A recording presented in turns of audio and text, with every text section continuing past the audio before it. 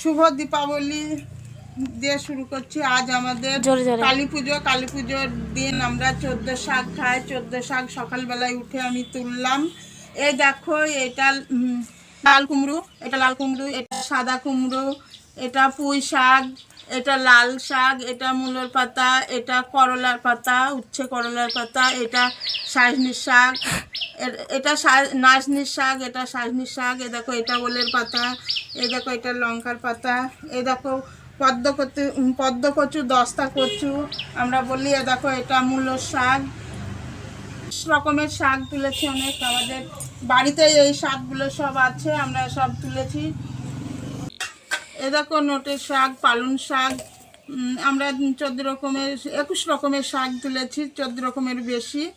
তো আমাদের বাড়িতেই ছিল এই শাকগুলো।